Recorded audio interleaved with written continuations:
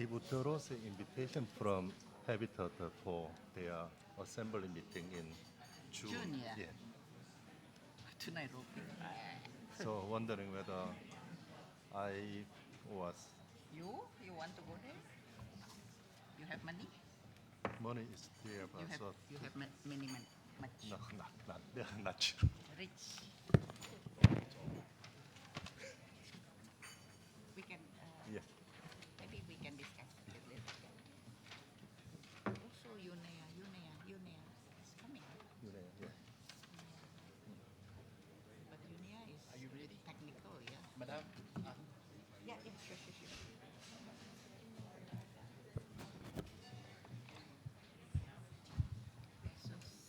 So, well, is somebody, no?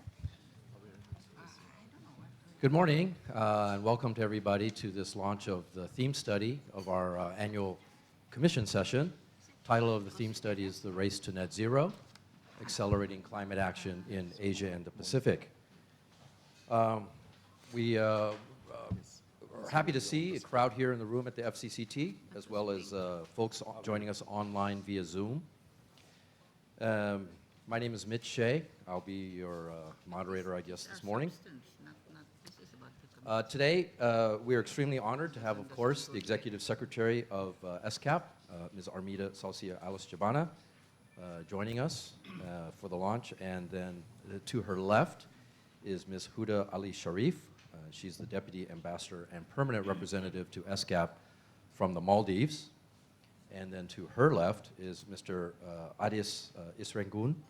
He is an advisor for resource sustainability and migration policy at the Thailand Development Research Institute, TDRI. Joining us also on the dais this morning to Ms. Alice-Jabana's right is Mr. Sangmin Nam.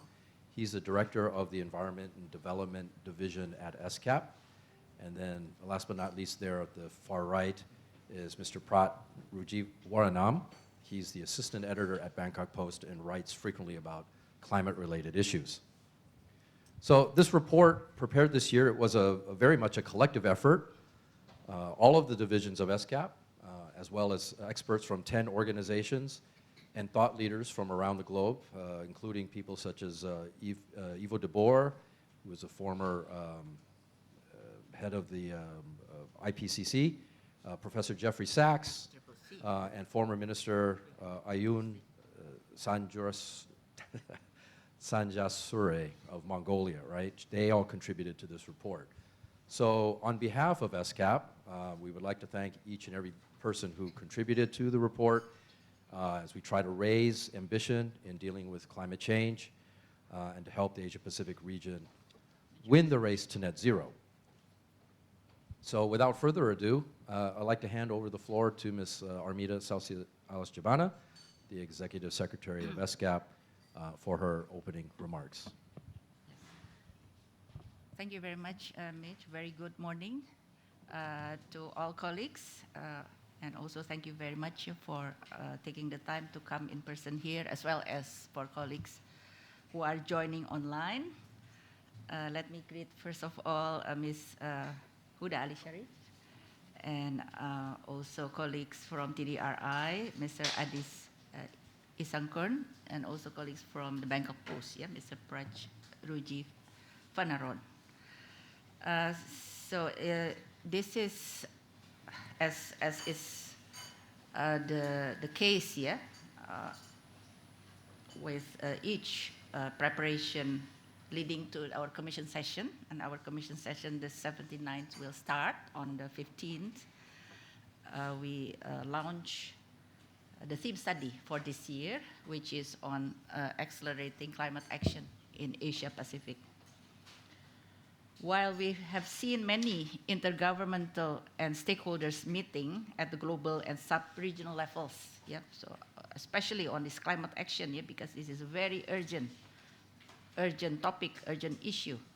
This year's meeting of the Commission is indeed the region's first that brings together everybody, all stakeholders, not only member states, but also development partners, the UN system, academia, CSO, private sector, and youth, especially on how we can come together, yeah, to accelerate, to bring climate actions for our region.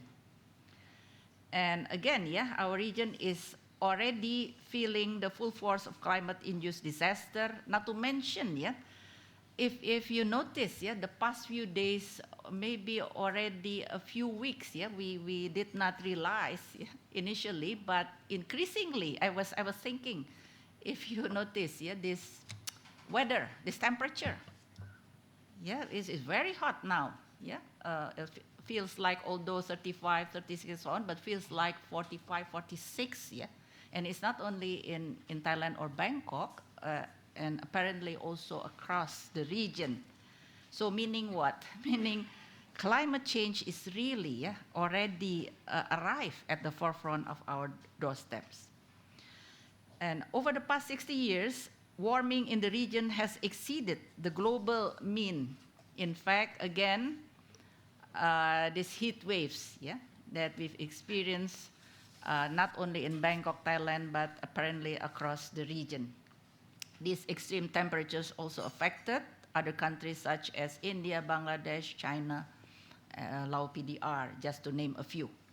The increased variability of weather, rising temperatures, and frequent and intense disasters have led to the tragic loss of life, and all this, unfortunate impact displaced communities, adverse effects on people's health, just to name a few.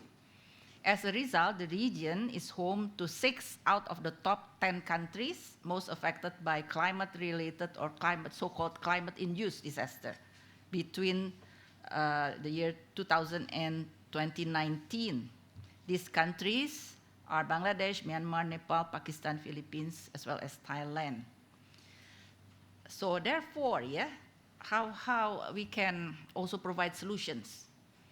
So therefore, climate action needs to be integrated across the region's development strategies, in particular the following 3 sectors, because these are the sectors that will also have the highest multiplier effect, namely energy transition, and then low emission and resist transport, as well as low carbon industry, but especially through climate smart trade and investment.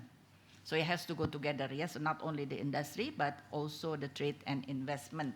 So these are the 3 sectors that need essential enablers of change.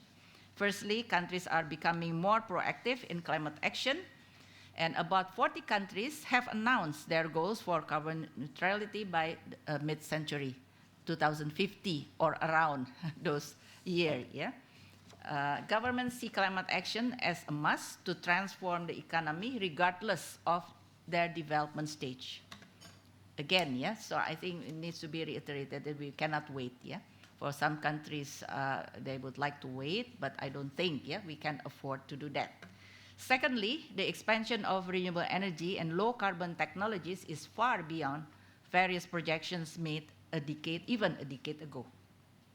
For example, the world's renewable energy capacity has increased by over 200% during the last decade, while China's renewable capacity increased by over 300%. Yeah, just to put you the number in perspective, exceeding 1,000 gigawatt in 2021. And although, yes, significant progress has been made, but we need more, much more.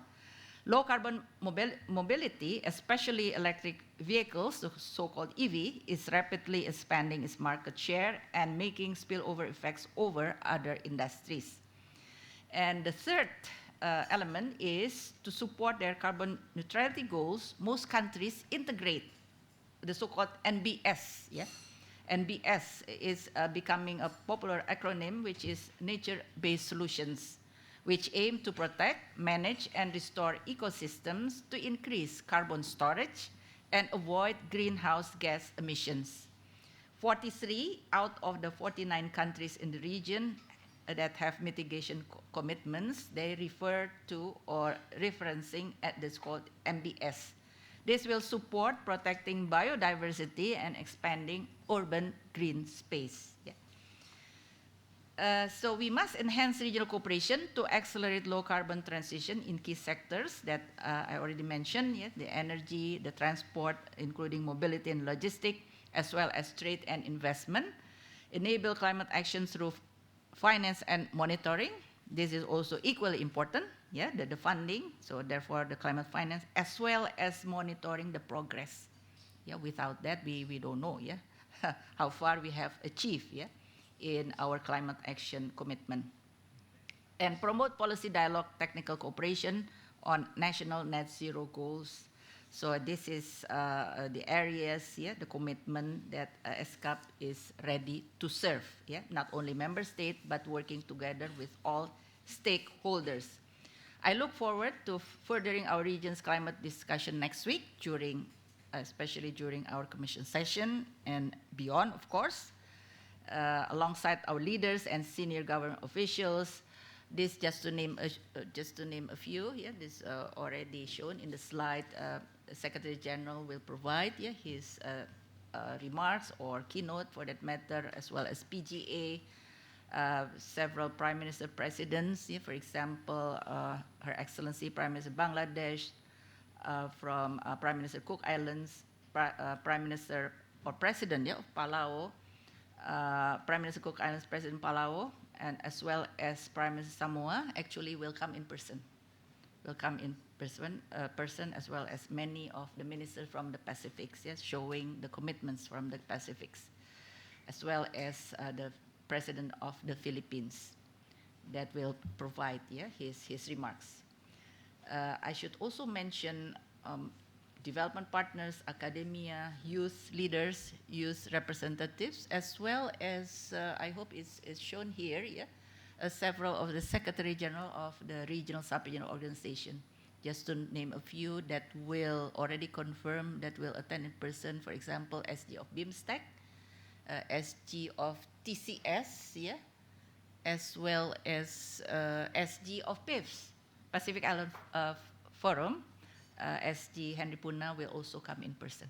Yeah, so I hopefully next week will be a very, very how do you say it? Yeah, a very fruitful event. Yeah, that leaders, ministers, secretary generals, development partners, yeah, CSO, private sector also, yeah, private sector, youth, yeah, representative, academia will come together in Bangkok during our commission session, not only to discuss, yeah, chart our way for accelerated climate action, made the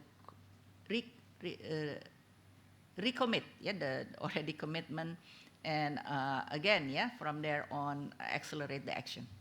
So with that, thank you very much, and again, thank you very much, yeah, for all the speakers for your time and also contribution in this launching of the theme study. Thank you very much. Thank you.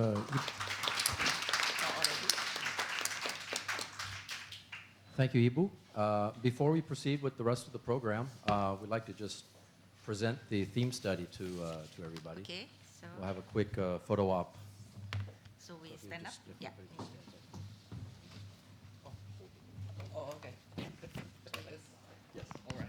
So we take the photo.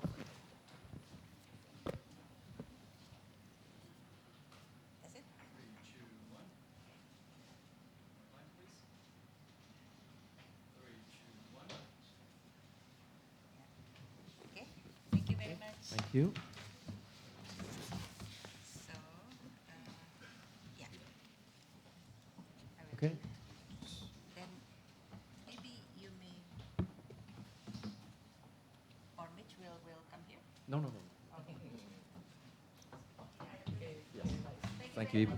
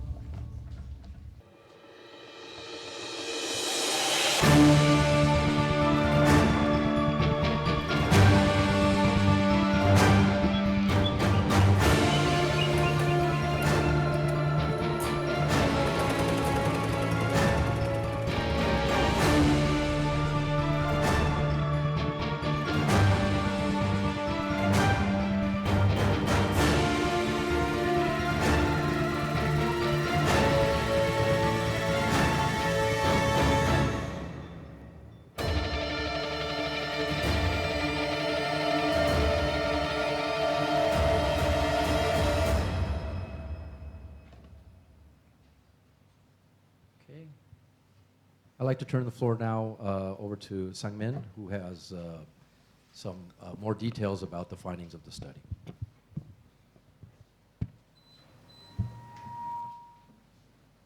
Let me turn the PPT on.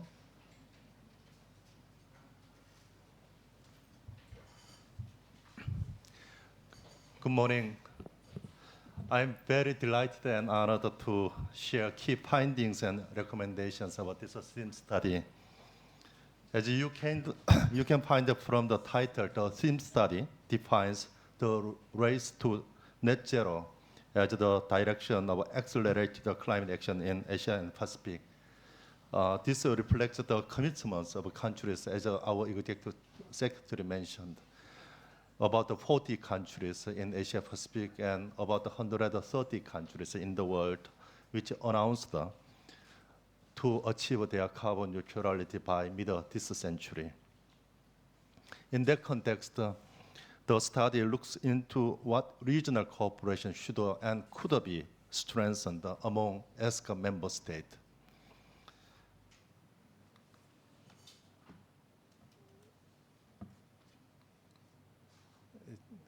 Next slide, thank you.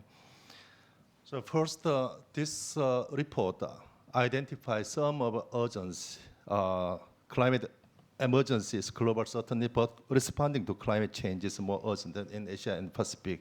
So in this regard, the report identifies first the trend. So over the last 60 years, temperature in our region have increased faster than the global mean, and also sea level has increased higher than the global means. Also, the impacts of climate change also show urgency of action in Asia Pacific. Extreme and abnormal weather events have become more frequent and intensive. As our Executive Secretary mentioned, 6 out of top 10 countries in the world that affected by climate-related disaster are here. And also flooding in Pakistan in 22 affected 33 million people and displaced 8 million, which is the population of Bangkok.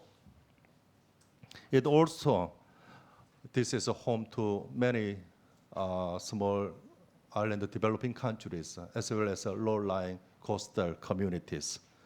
And the third point, next slide, please. The third point is the emission trend in Asia Pacific, which account more than half of global emissions. You can see the trend of emissions from Asia and Pacific. So now the global commitments to low carbon pathway, or to stay with a 1.5 degrees Celsius pathway, is to cut emission by 45% by 2030 from 2010 level. We also look at the target of all nationally determined contribution, and this is of our member state. It shows a 10% decrease from the current level, so from 2020 to 2030.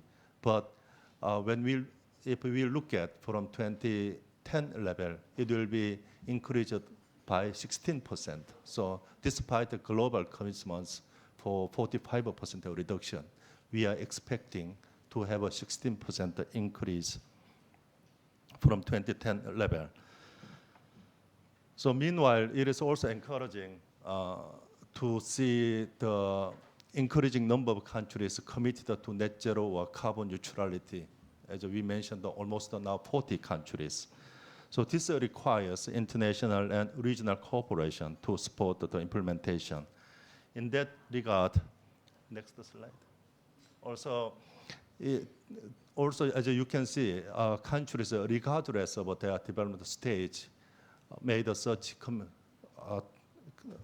commitments. So here we are presenting case of Cambodia, Thailand, Nepal, and United States. So all countries are indicating what pathways they would take to achieve their carbon neutrality goals. And then also this shows that, like a case of Cambodia and Thailand, those pathways shows highly utilizing nature-based solution to mitigate the emissions that they would still have in the year 2050. Next.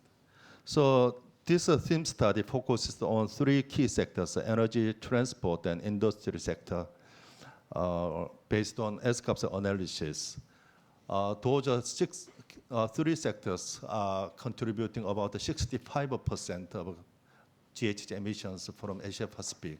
So electricity sector is responsible for about 38%, industrial sector 17%, transport and 10%. And then of course, this agriculture and forest land use, this sector is equally important, but considering the program area of ESCAP, so we were focusing on those three sectors. First, the energy sector.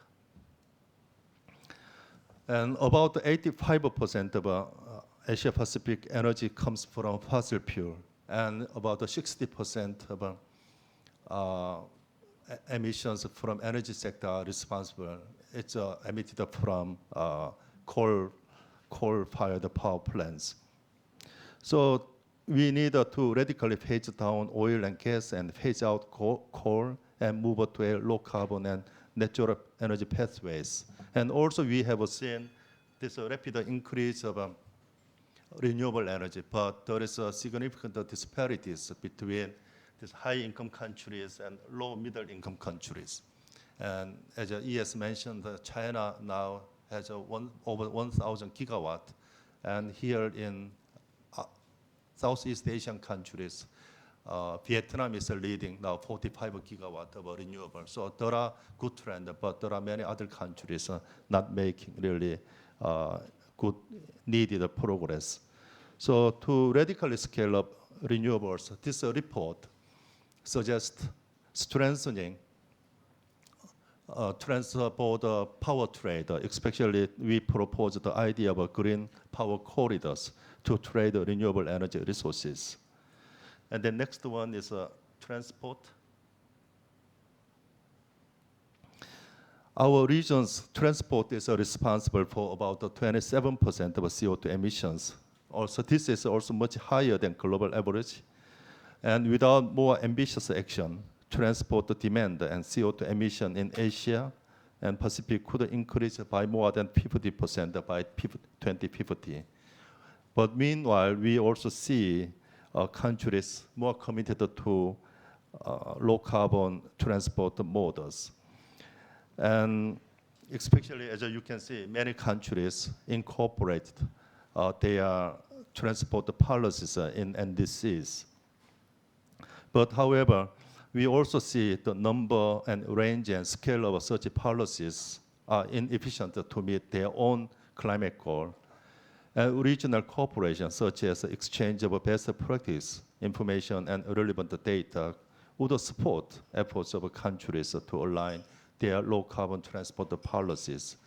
In this regard, ESCAP recently launched two initiatives last year. One is a regional cooperation mechanism on low-carbon transport, and then second one is Asia-Pacific Initiative on electric mobility. And next one. And now moving on, industry. So we need to decarbonize industry in Asia Pacific, considering its high energy and carbon intensive sectors. In this regard, the theme study looks into role of climate smart trade and investment and how it can support the transition of industry to low carbon pathways. This figure shows that increasing gaps of terrestrial and consumption emissions. For Asia Pacific, consumption emissions is much lower than territorial emission, while emissions in the rest of the world show an opposite direction. So here, this shows the net export of embodied CO2 in the products exported from Asia and Pacific, and also significant leakage of CO2 from the rest of the world to this region. And then, so this has also this has a potential implication for climate-related trade measures such as European Union's carbon border adjustment mechanism, so-called CBAM, which target cement, steel, and aluminum, fertilizer, electricity, and hydrogen as the first target groups. So to support the next slide, please. So, and this report also identifies carbon financing and statistics as an essential enablers for change in support of those changes required in energy sector and transport sector and industry sector. So climate finance falls significantly short. This is our common knowledge. Yeah. This 362 billion mentioned in this slide, it's not for all Asia Pacific countries, but it is number for 17 countries which elaborate their financial needs in their NDC, which means about 30 countries, even if countries are highlighting the lack of climate financing, they were not able to quantify their financial needs in NDCs. Also, we have seen increasing green and social and sustainability bonds, which was $210 billion in 2021. But as we have seen other trend, they are highly concentrated in developed and high-income countries. So those countries really heavily requiring international financing are not really benefiting from innovative solutions, sources from the private sector. So this report, in a way to support the countries' access to climate finance, it highlights how to reduce the bottleneck and how to utilize innovative financial instruments, and also recommended to incentivize public climate finance through coherent national policy and regulations. And there are many more policies and recommendations contained in this report. We hope this is a useful reference for our member state. And furthermore, in our region, about 1/4 of climate change-related SDGs, SDG indicators do not have sufficient data. So especially measuring climate change impacts and adaptation, there is a really lack of data. So for us, in order to facilitate, accelerate the climate action, we are proposing to strengthen our own capacity for data and statistics. So based on, in support of those actions presented in this report, we recommend the following regional cooperation. First, regional cross-border electricity grid, focusing on sub-regional level through regional green power corridor framework. Second, transition to low carbon mobility and logistics through the exchange of best practice and information. Third, transition of manufacturing industries to low carbon future by promoting climate smart and trade. And fourth, regional cooperation to develop coherent standards and disclose requirements to scale up climate finance. Fifth, national capacity to monitor climate change impact, adaptation, and mitigation actions. Sixth, regional partnership on low carbon climate resilient transition to support the national processes on long-term low emission development strategy and NDC target, as well as sectoral policies. So this theme study sets out ambitious agenda to contain temperature rise well below 1.5 degree and achieve a net zero emission by mid-century, as committed by many our member states. So we hope you will also take the time to explore this report further and follow ESCAP's work throughout year, and we hope to enhance our collaboration with your support. Thank you very much for your listening.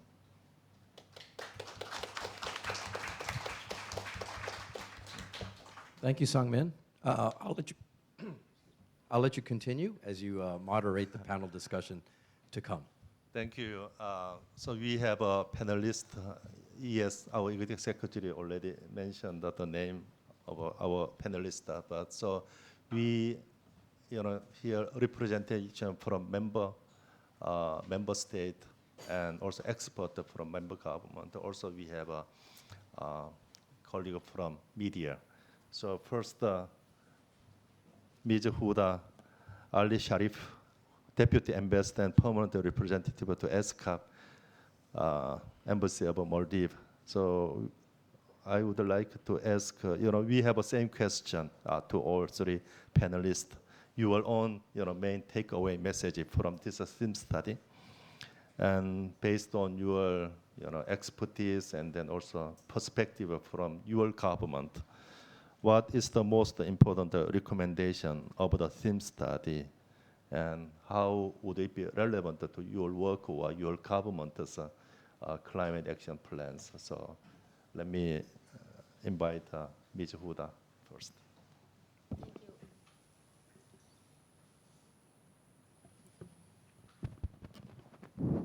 Thank you. Should be on already. Have it closer to your mouth. Thank you, Yeah, it's on. Mr. Sangmin, and to all the panelists and participants, both in person and online, a very good morning. I'd like to just highlight 4 key findings from the theme study. The first one, climate change impacts as a percentage of the GDP on the economies of the Pacific SIDS, the small island developing states, and less developed countries, is expected to be very high. And the Pacific SIDS, as you all know, ecologically fragile countries, heavily burdened by natural and biological hazards, are expected to face some of the worst climate change outcomes. And secondly, we need to strengthen multi-hazard early warning systems for everyone, and especially with a focus on the communities that are most at risk.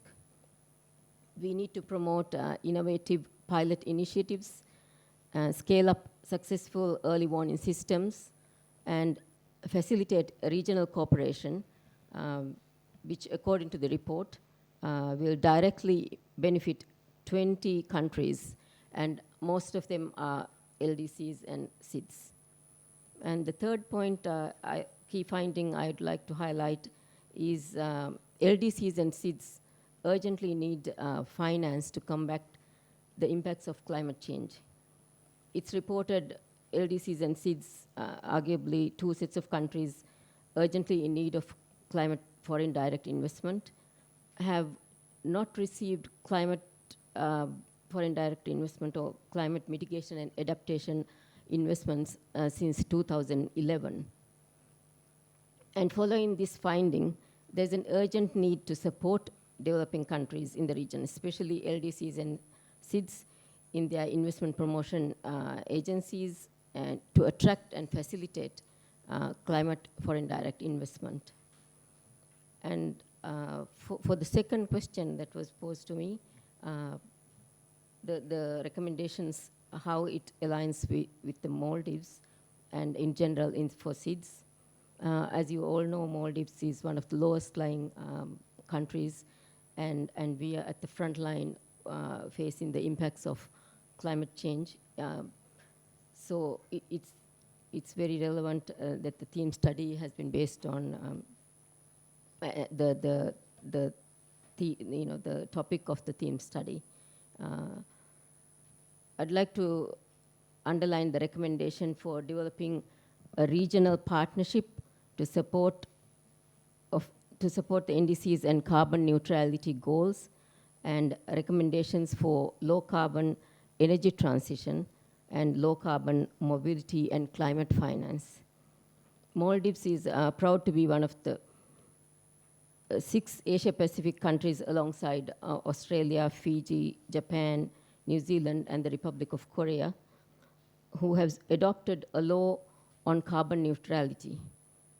The Maldives Energy Act lays down the policies for granting energy service provider licenses and the transition to a renewable energy-based economy and meet the Maldives carbon neutrality goals.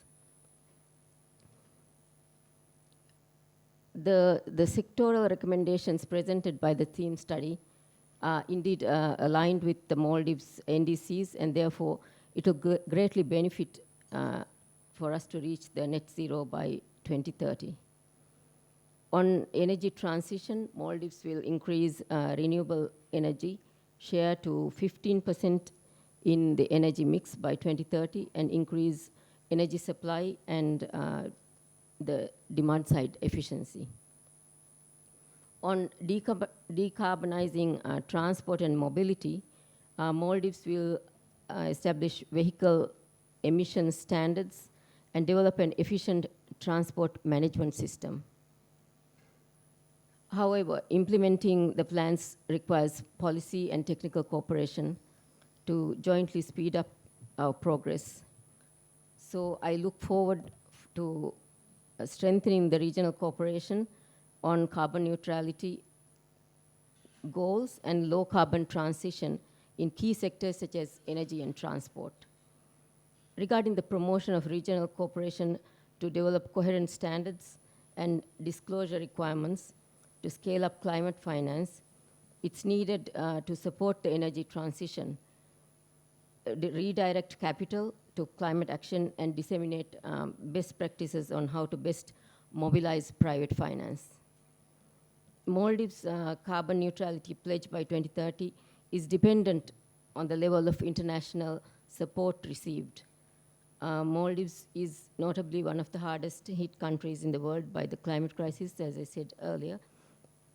In terms of the excruciating impacts to the, on the economy and our GDP, and at the same time, it's also an existential threat to our people.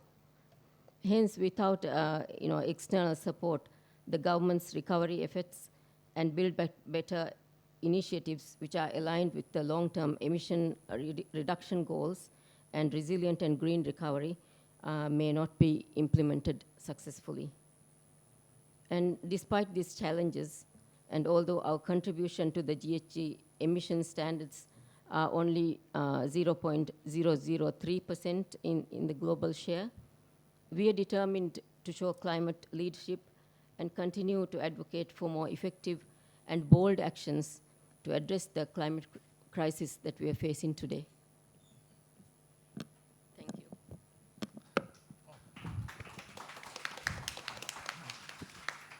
Thank you, Mr. Wood, highlighting the impact of climate change on small developing island countries and the importance for addressing this multi-hazard early warning and the need for financing, especially facilitating FDI, which has been the case for most LDC and CIDers during over the 10 years.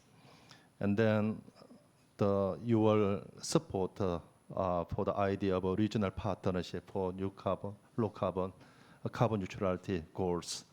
And then also your confirmation that our sectoral recommendations are also aligned with the ideas, your NDC target plan of Maldives.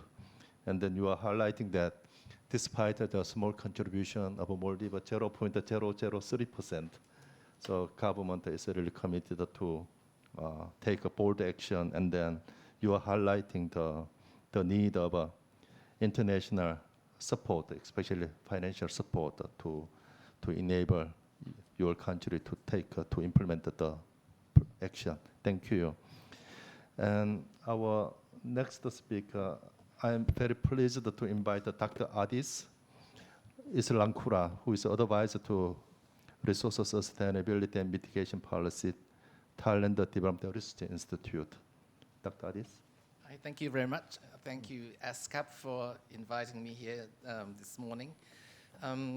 Just to add on maybe 2 or 3 points to the report, which is well prepared already, as you have seen the presentation. Maybe I could go back just a little bit to tell you how the story began. I think the hardship with decarbonization came from the fact that decarbonization is expensive. People have to pay more for renewable energy, and seldom we do have co-benefits, but mostly we have to pay a higher price for solar cell, and even solid waste like biomass or biogas. There are mechanisms such as feed-in tariff or other costs that you are familiar with that governments have to go through and use the budget to support renewable energy developments. However, most of these financial burdens will eventually be passed on to the homeowners, as they will end up paying a higher price for electricity, which is very true in Thailand.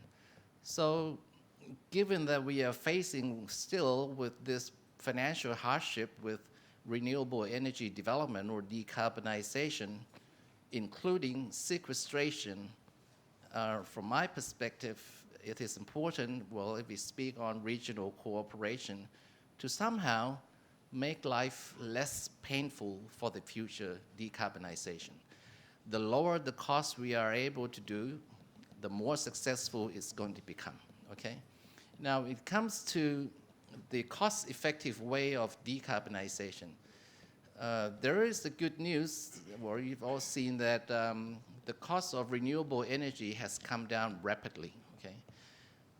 That is the good news, but it is also bad news. If you trace back looking at the issues such as what we call, sorry about this term, stranded asset problem.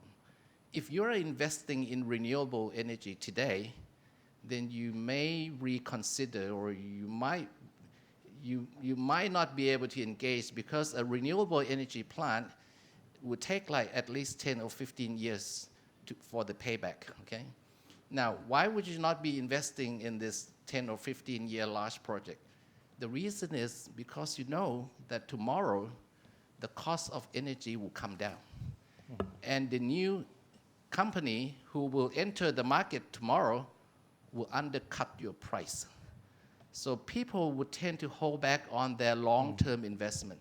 That's why when countries are engaging in renewable energy development, the government has to provide what we call purchase agreement, that the government will agree to purchase power from you at a fixed price for the period of 10 or 15 years, okay? Now that makes the renewable energy market very clumsy, and there's room, well, when you need to apply for a permit to operate a renewable energy plant, you've got to go through the government procedures, the bureaucratic procedures, and the red tape. At the end of the day, people are making handsome monopoly profit out of renewable energy. So you can see the dilemma that's going on. Here, on the one hand, we needed the energy to be provided at a very cost-effective price so people can afford. On the other hand, the system enables large corporates to enter the market, own monopoly renewable energy power plants, and make monopoly profits. All these things have to be looked into, because we cannot afford people to get rich at the expense of decarbonization targets, okay? Now, what do I suggest, okay? First, when it comes to, well, I try to tailor my talks around the concept of regional cooperation. First is the technological innovation. This is an area where countries can share information, findings, so that people will learn from one another. Some technology can be bought overseas. You can buy solar cell from China, but many technology would have to be indigenous. In particular, if you're talking about adaptation, or even some carbon sink innovations tend to be pretty much localized, okay? So learning from one another wouldn't hurt.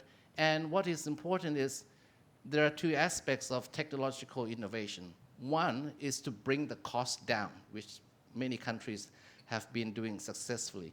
But the second is you have to bring the size of the plant smaller, okay? In the future, we don't want large power plants, but we want smaller, medium-sized, small plants that can be put in place within like a district so that more people can engage in the production of renewable energy. And that is how you get the inclusiveness into decarbonization, okay? So lowering costs and reducing the size will be key to the success of decarbonization and sequestration. Second, you need to liberalize the renewable energy markets. There shouldn't be too much red tape. There shouldn't be too much bureaucratic procedures. People have to apply for it. Right now in Bangkok, if I want to put solar roof on my house, I have to ask for permission. So if you're doing something good for yourself and your country, do you have to ask for permission from the governor of Bangkok that can I put my solar cell on my roof? So all these bureaucratic procedures will have to be looked into and see how we can liberalize the market, renewable energy market, and let smaller players come in and play a role in this green economy path, okay? The energy purchasing mechanism will have to be revised, and this includes the feed-in tariff that we are using, or the old times we called it the added cost. If you look at the feed-in tariff, it's really strange. We want to buy renewable energy at the cheapest price, or the lowest cost, because it's going to be making life easier for many people, you know. But many countries are still buying renewable energy at a higher price, even when the cheaper ones are available, okay? We're paying extra tariff of 3 baht if we get energy from solid waste. So that's good. But Thailand is still paying 7 baht to buy energy from solar roof or solar farm, okay? So the question is, why buy expensive when the cheap ones are available? So all these things have to be like looked into and revised and try to engage our economy onto a pathway that would take us to the decarbonized target at the least cost. The last comment I want to add, which may be something that hasn't been mentioned enough in the report, is the law and regulations. Okay, many entities, government agencies, or private sector, many of them may want to engage themselves in decarbonization, but they can't do that just yet because the law is absent. Okay?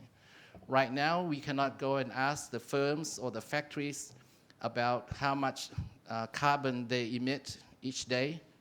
The reason is because we don't have the law that will require them to report these numbers. So getting the law out is the mandatory, okay? We want to develop the carbon market, the tradable carbon market, but we can't do that yet because in order to get the market going, you have to be able to put the upper limit on how much each entity can emit carbon.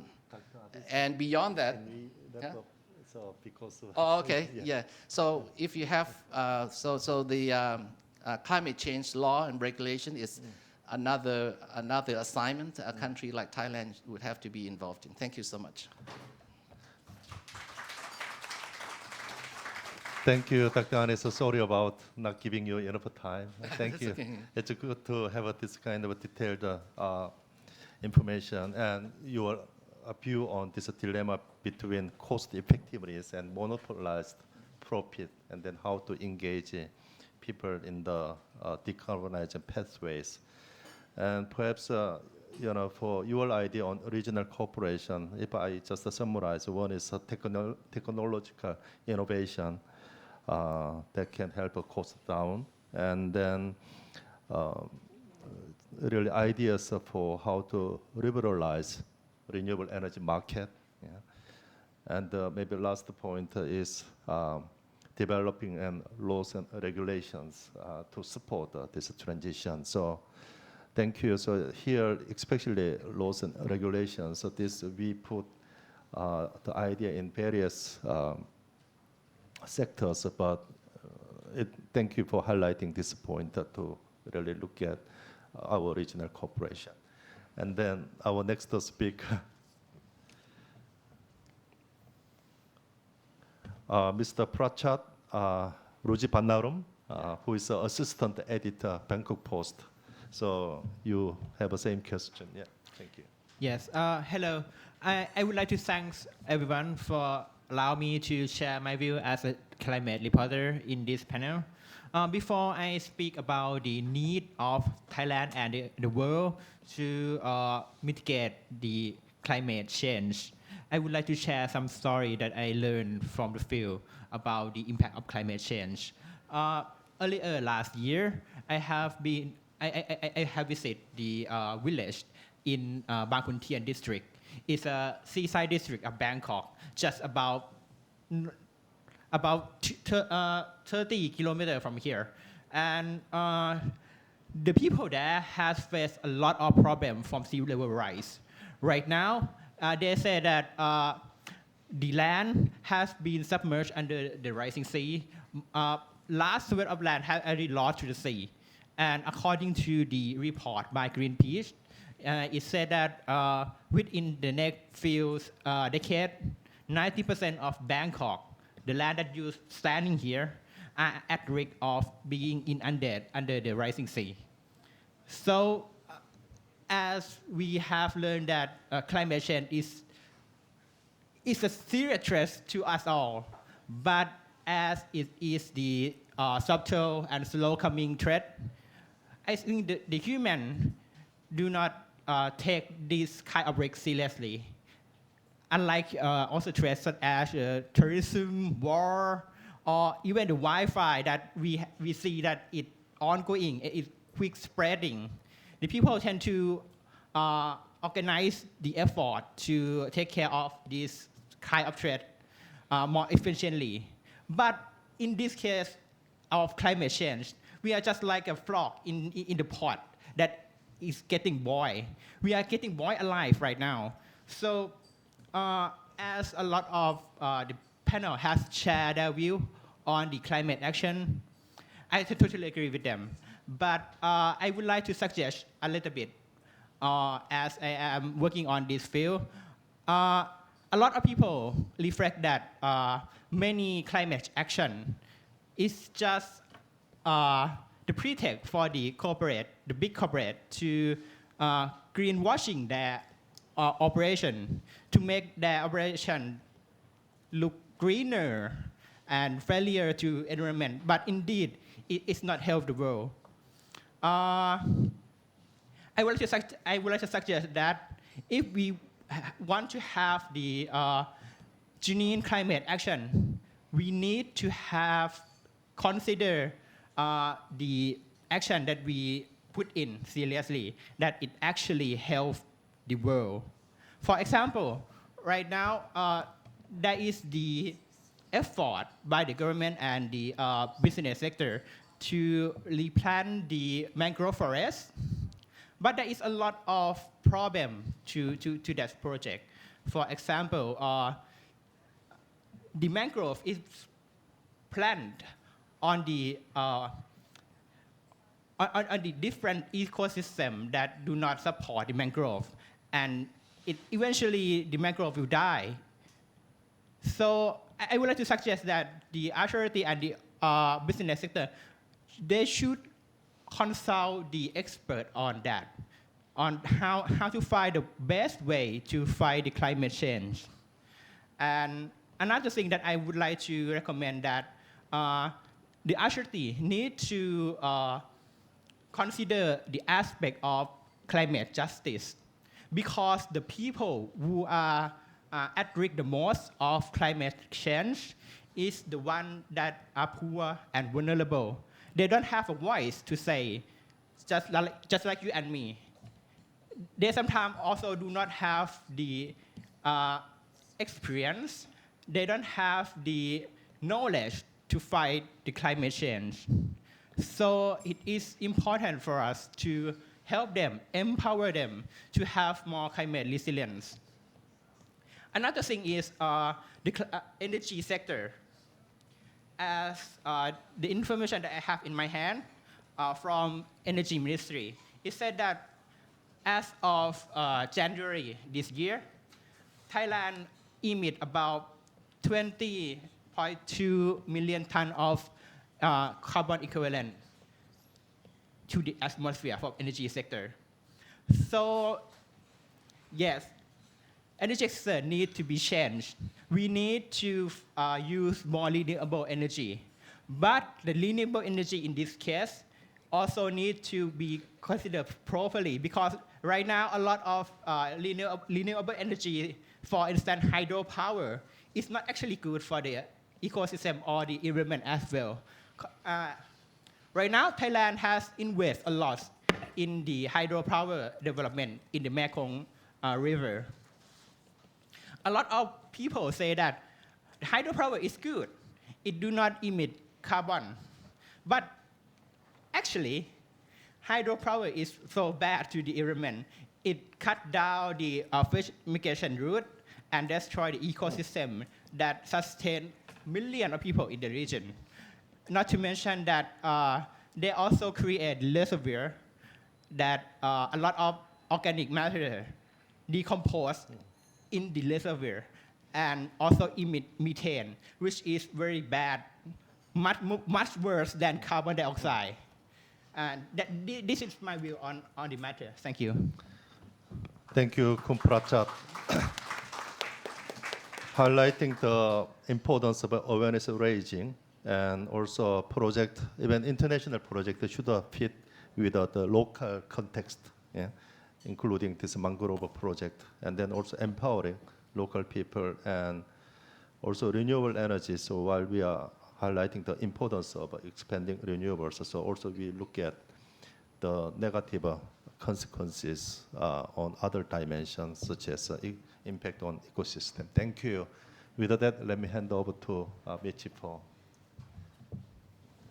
Thank you again, Sang-min, and to all of our panelists, and for your very, very interesting insights. We are running out of time, but I know that there are a lot of questions that we receive both online and perhaps here in the room. So let me just start with folks in the room. If there are any questions, please feel free. We have a microphone stand set up in the back of the room if you'd like to go. Just go up to the microphone. Please just introduce yourself, and if you could please direct, just indicate who your question is directed to.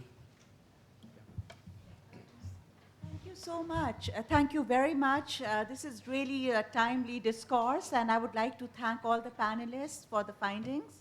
I'm Faryal Khan from UNESCO office in Bangkok, covering the region, and I feel climate change calls for changing minds and behaviors and attitudes.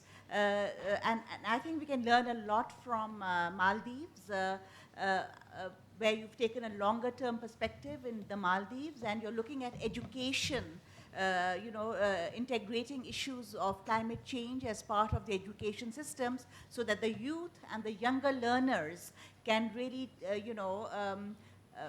understand the importance of actions they need to take towards carbon neutral societies. So I think as part of the strategies and key enablers, if we want to mitigate the impact of climate change, I would really put education as a key enabler which has a longer term perspective to empower our youth and young learners to really play a key role in enabling climate change. So we will be having a session during ESCAP on these issues, and you're invited, of course, to participate in that dialogue there as well. Thank you so much. But would love to hear your perspectives and learn from the Maldives in particular. Thank you. Thank you. Next question? Yeah. Good afternoon, everybody. This is Zara, and I work for IDD, space applications particularly.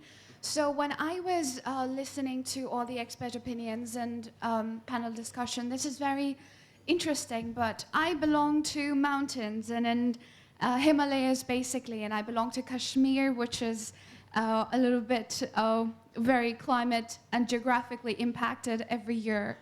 And I can't stop thinking about some people who live in sporadic populations and are still not connected to internet or any of the surveys that happen every year. So just as an insight or a thought that I would like to give to the global community is also to think about populations that are nomadic, that are living high up in the mountains, that do not get covered in any of the surveys, but still make up a huge, a considerable number of people. Second is a recommendation from my end, which I'm sure a lot of work is being put into.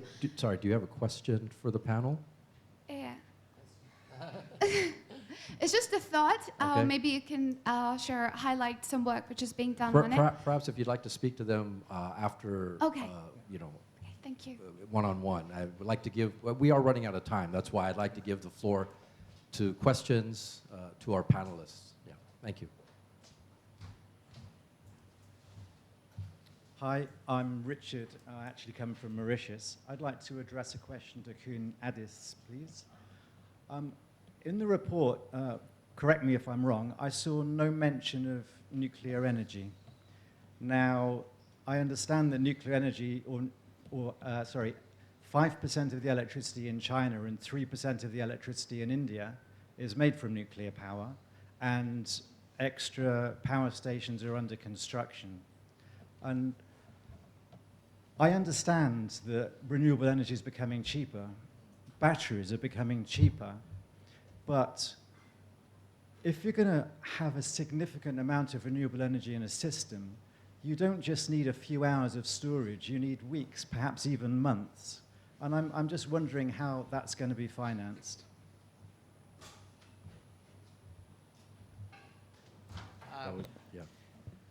You are referring to the report. If you refer to the report, then I will refer to Sang-Nim because Sang-Nim wrote voice works on the report. But just to comment on your nuclear energy things, well, energy issue is partly physical, like physics issue and geographical issue. But energy is also a social issue and cultural issue. And it is also a political issue as well. So as to which type of renewable energy will be included in the country's profile, it depends on both the geographical appropriateness, cultural, as well as political. So the reason why nuclear is not mentioned sufficiently, or as is supposed to, and for a particular reason that is a very cost-effective means of getting us there, the answer is because there's a combination of reasons why. That's all I can say. Now, Richard directed the question to your report. So Thank you, Kun Addis, to be our spokesperson. And of course, it's not really the view of a UN per se, but my own also understanding that we have a team, energy team, worked on this. But as you know, for nuclear power, I understand less than 40, maybe 38 countries, less than 40 countries are currently operating nuclear power. It's about 400, less than 400 reactors. Yeah?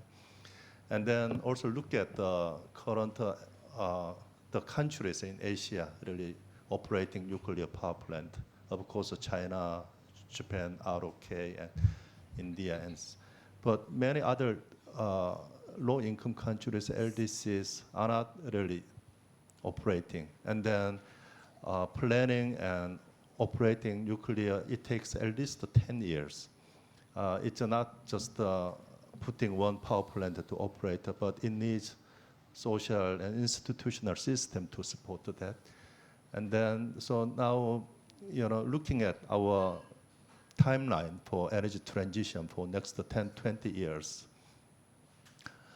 Like Vietnam, during less than 20 years, they were able to expand for for their solar panel more than maybe about almost 15 gigawatt. Yeah. The speed was impressive. Also China, same story. So for many other developing countries, which one is more cost effectiveness? So really scale up their installed capacity of power, 10 gigawatt or 20 gigawatt, for with the renewables or 10 gigawatt. I mean, one nuclear reactor is about 1 gigawatt. Installing 10 gigawatt would take several decades, not 20 years, more 30, 40 years. So the issue is which one would be more cost effective. So that will be, of course, there is an issue of social acceptance with the different countries have a different level of social acceptance. So that would be taken into account. So I'm not saying promote or not promote, but we have to really look at this national and local context of nuclear power. Thank you. Thank you, Simon. If everybody will indulge us, let me squeeze in one more question. Seems kind of interesting. This is a question that we received ahead of time from our online viewers. Could you, maybe Sungmin, this is directed to you, maybe if you could provide some suggestions or guidelines for how NGOs and social enterprises might be able to access climate finance investment, climate finance and investment in order to support their climate actions? Well, this is a big question to maybe Diana. All right, we have another ESCAP colleague. Yeah, Maybe. so who is responsible for climate finance? Maybe Albert? No. We have a few colleagues here actually from our climate finance team, so I will hand it over to them maybe also to add some comments. Alberto was also one of the authors of this chapter. Yeah, I think that there is a massive amount of financing that needs to be done. Also just addressing a little bit the last question, if you look at nuclear power, Germany, for example, had 3 nuclear power plants. They're decommissioning those due to the inability to manage nuclear waste. Similarly, I think in terms of financing this, it's a very big ask, and I think we need to look at a few different areas for that. One is looking at national policies and national financial planning in terms of tax, in terms of also the ability to tap into capital markets. Our team is working very much on green bonds, sustainability bond issuance. Thailand has issued a sustainability bond that I think is a very good example a few years ago, and they continue to issue sustainability bonds. And also public partnerships is also another opportunity. But maybe I'll hand it over to also Alberto to chime in on this. If I understand, the question was about the NGOs and social enterprise, right? Yes. In my view, I mean, they are already playing a useful role because more on the side of advocacy and education, right? Because they are very vocal. They go and say what they want to say. So they are part of our dialogue and conversation, right? At ESCAP, we have them, the APFSD, the Asia Pacific Forum on Sustainable Development. There is a large participation of NGOs, and they're definitely playing a role. I don't see much the connection with the financing, but I think that it was a general question. I think the question is how might they be able to access finance and investment? Well, again, it's to me from the side of advocacy, they can advocate and create more conscious about the importance of financing climate action. That's my opinion. Thank you. Okay, thank you. So with that, let me just wrap up the session. As you can see, as I mentioned at the outset, putting together this report was a team effort. So even this last question was a bit of a team effort. So I thank all the ESCAP colleagues. But most of all, let me thank again our distinguished guests and speakers for sharing your thoughts with us this morning.